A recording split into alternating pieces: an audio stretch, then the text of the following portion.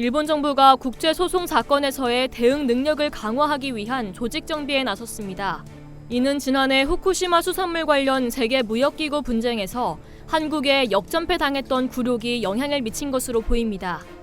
29일 요미우리 신문에 따르면 일본 정부는 경제 권익 확보를 위해 국제소송 체제를 강화합니다. 외무성 국제법국의 경제분쟁처리과를 신설하고 내각관방 국가안전보장국에서 경제안전보장정책을 담당하는 경제반 인력을 현재 20명에서 내년 30명으로 확대하는 것이 핵심입니다. 국제소송 체제 강화의 배경에는 국제무대에서 한국에게 역전패당했던 굴욕이 있는데요. 신문은 국제소송 대응을 중시하는 데에는 한국 등 최근 분쟁 사안이 잇따르고 있기 때문이다. 작년 4월에는 일본산 수산물에 대한 한국의 수입금지 조치를 둘러싸고 WTO 상급위원회에서 한국에 역전 패소했다고 설명했습니다.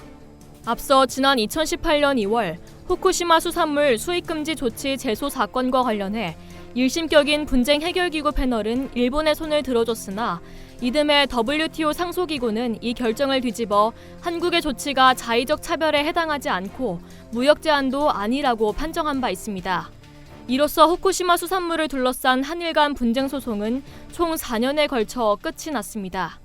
한국에 역전패당한 사례를 둘러싸고 요미우리는 정부 내에서는 1심에 해당하는 분쟁처리소위원회에서 일본의 주장이 인정된 후 승소를 확실히 해 상급위원회에서 입증 노력이 불충분했다는 과제가 지적됐다고 전했습니다.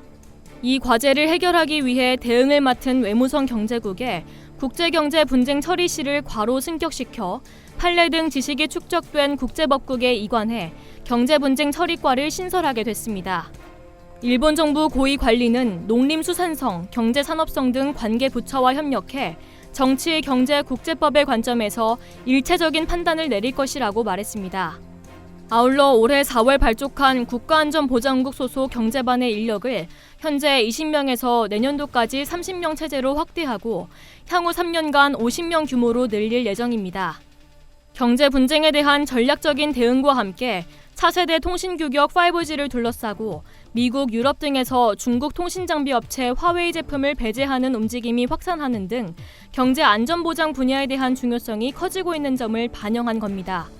외무성도 종합외교정책국의 신안전보장과제정책실을 경제안전보장정책실로 개편하고 경제반과 협력을 꾀하고 있습니다. 현재 일본과 한국 양국은 한국의 조선산업지원정책, 일본의 수출규제 문제 등을 놓고 WTO에서 격돌을 앞두고 있습니다. 이상 여의도투브였습니다.